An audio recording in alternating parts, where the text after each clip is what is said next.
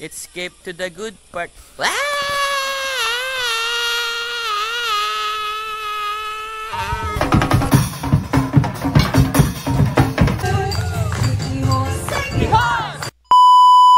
Yo, what's up mga boss, madam?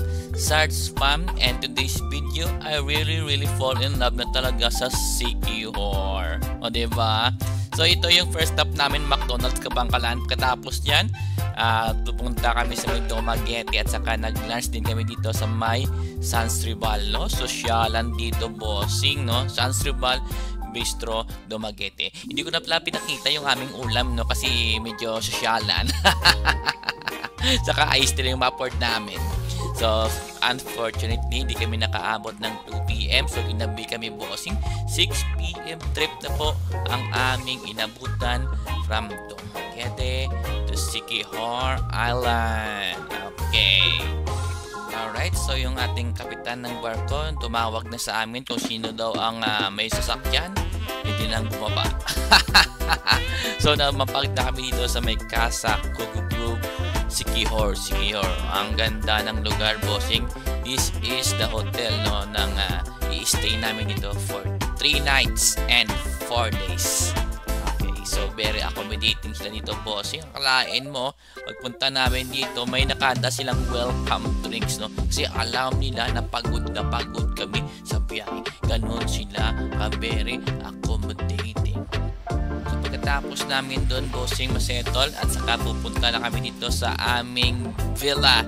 Ito po ay Sunset Vista, no? Grabe, sobrang laki, bossing, malaki pa sa bahay namin. So ito po mga bossing, meron silang veranda. At saka nakita nyo kanina, meron dalawang katre doon, separate room. Yan po matutulog sina mother, no? Yan, the mother dragon and the Butbut queen. Okay, yan. So, pagod na pagod kami. Mabilis na kami ng bihis-bihis ng konti. Wash na ng face. At saka, pumunta kami dito sa kanilang bar, restaurant. Kasi, kakain kami ng dinner, boss. Kasi hindi pa kami nakapagkain ng dinner. Dumating kami sa may Dumaguete, bossing, masa 8 PM na pasado. Okay.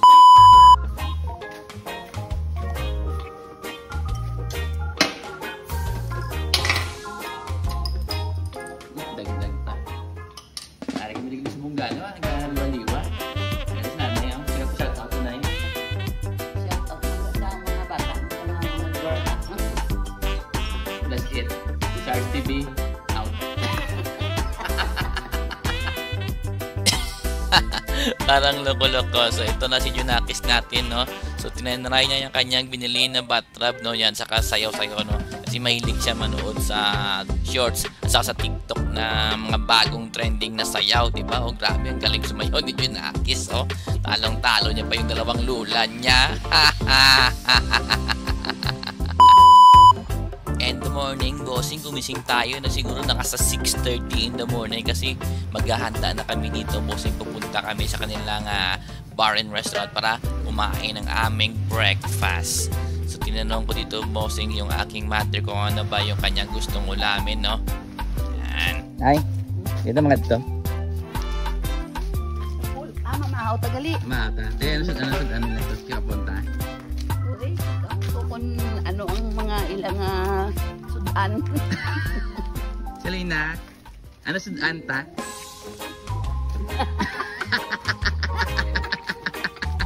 Uya. Alright, no? Pamilyang mga komedyante. Ayan yung swimming pool nila, bossing. Yan. Ito yung mga direksyon nila. At ito na po ang kanilang bar and restaurant dito. Ganda ang view ng morning dito, bossing. Habang hinintay namin yung breakfast namin, tamang ikot-ikot lang muna ako dito. Saka nakita ko si nanay, oh. May tinitingnan dyan na ano naman yan, nay. Sabihin mo naman yan, baka ano naman yan, gamot naman yan, ha? No? Mahilig talaga siya sa gamot. So, tamang 360 lang, bossing. Grabe, sobrang lawak ito ng kanilang beachfront, almost 1 kilometer as my estimation. Wow, estimation! Ando naman breakfast namin, bossing, no? Pwede ka mamili dito. Meron American, saka merong Oriental breakfast and coffee or either milk juice. Okay? Pagkatapos ng breakfast, punta tayo sa may swimming pool. Ang ganda ng swimming pool dito, bossing, no? Yan, so ready na si Junakis and Jump. At ako naman, tamang-tamang chill-chill lang dito na parang devil. Alright, so pagkatapos yan, bossing, pupunta kami dito sa may Paliton Beach. Dito kami mamananghalian, no? Dito kami magla-lunch ng aming lunch. Ano ba yun? Magla-lunch ng aming lunch.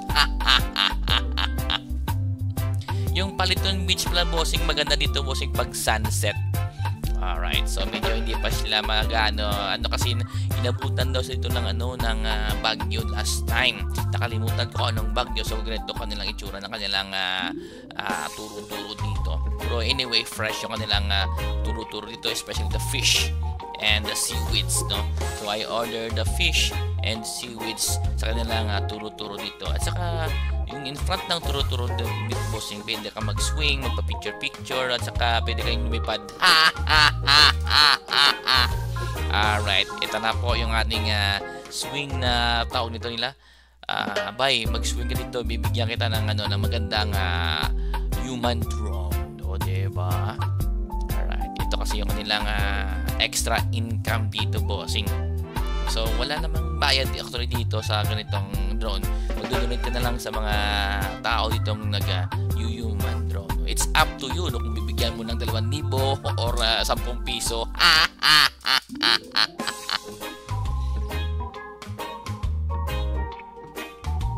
Okay. And the evening, so Thursday night, bossing, there's an event dito sa Kuku Grove. Meron silang banda. And then after ng banda, bossing, meron daw silang ihahanda na program sa amin, surprise program. Pero yung surprise, di pa namin alam. Yung alam na namin ay meron silang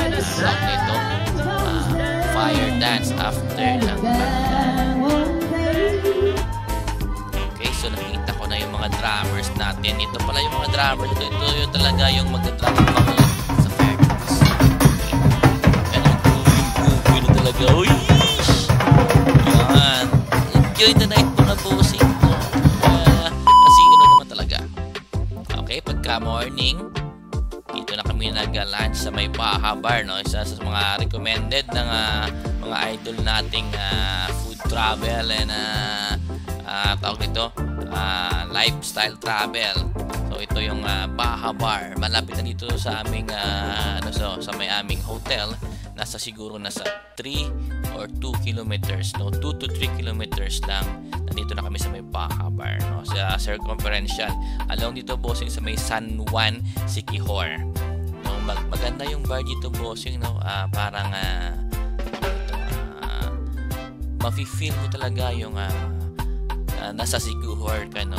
Mga gabi, mga ganda yung mga dito, mga decoration nila. Grabe yung mga kahoy dito, bossing, sobrang tigas. Mga kahoy, may mga mesa niya, no? Siguro sa tingin ko mga 10 tao pwede makabuhat. And the good thing dito, maganda ang kanilang bathroom, bossing. Sobrang ganda. Ito yung men's bathroom nila, bossing. Parang talaga, malaki yung bathroom dito, bossing, Yan. And then also yung bathroom ng babae. So ito na, na-serve na yung lunch namin, bossing, dito sa Baha Bar. So overall siguro yung taste ng Baha Bar Restaurant for me 9 out of 10. Diba? Baka naman. Pagkatapos yan, bossing, pumunta kami sa may Pitugo Cliff, no? Yan, yung Pitugo pala, bossing, sa hindi nakakaalam. Actually, di ko rin alam kung anong Pitugo na to. Pitugo tree pala, bossing. At ang sabi dito, bossing, ng taga-bantay, yung Pitugo tree ay hindi tinanim. Kusang namuhay dyan. Kaya nga medyo enchanted ang lugar niya, no? Then maganda dito, bossing, yung view, especially kung gusto mo mag-picture na makikita mo yung ocean. Okay, pagkatapos yan, bossing, pumunta kami sa may Balete, no? Sa 1,000, ano siya tawag nito? Century old. Yan, century old Balete. Saka pwede ka dito magpa-fish pa. Yan, para yung mga kalyo-kalyo mo matanggal. Yan, meron mag-picture dito. Pagkatapos yan, bossing, pumunta kami sa may Gahay Falls. Ito yung nauuso, no, sa Facebook, sa social media, sa TikTok, na pwede kang magbalsa-balsa at pwede ka rin mag-hire dito, bossing, ng videographer mo na parang human drone. So yung pinili namin dito, bossing, si Andrew. Maganda at saka magaling kumuha ng drone at saka picture si Kuya Andrew dito, bossing, no. Yan ma-recommend ko siya. So wala namang bayad yung tour guide na si Andrew. It's up to you na nga, sabi ko. Kung babayaran nyo ng 2,000 or 10 piso. Sabi ko nga, it's up to you. Alright, so pagkatapos yan, bossing, dinner kami, bossing, no. Before mag-dinner, bossing, pumunta kami sa aming hotel sa may spa kasi masakit na yung paa namin sa kakalakad. Maganda pala yung spa dito, bossing. Sobrang laki ng spa dito, bossing. Malaki pa sa bahay namin. Picture. Pagkatapos yan, bossing, so iniwan na namin siya sa hotel. Sabi ko naman, dalawa na tayo, madam, mag-gimmick tayo. So merong nirecommend sa amin dito yung isang guard sa hotel na sabi niya, bossing, madam, kung gusto niyo mag-gimmick, bossing, ituturo kayo doon sa may JJ's Backpackers. Maganda doon. Tamang-tama, sabi niya. Maganda raw talaga. Ito na nga kami. Pumunta kami dito. Kanina wala pang tao nga to. Ito na nga. Unti-unti nang dumadami hanggang sa dumadami ng mga party people dito, bossing. Ang ganda dito, bossing. Kasi walang dito, no? Walang mahirap. Walang sosyalan. Walang keme-keme. Kung gusto mong party ka. And the fourth day, bossing, dito na kami nag-lunch sa may canopy. Medyo mataas to, bossing, bundukin to kasi makikita mo talaga ang ocean saka mountain dito, bossing. Yung entrance dito, bossing, nasa 200 pero consumable naman at saka worth it naman. Medyo pricey ng konti but worth it. Meron siyang hammock dyan, mag-ingat ka lang, no? So kung wala kang budget, so wala kang magawa dyan. Pero kung mayroon ka mang extra budget, why not, no? Puntahan nyo dito, bossing, ang canopy. Worth it na worth it ang 200 pesos na instance. Okay, so goodbye now, Sikihor. See you in a while. Ha ha!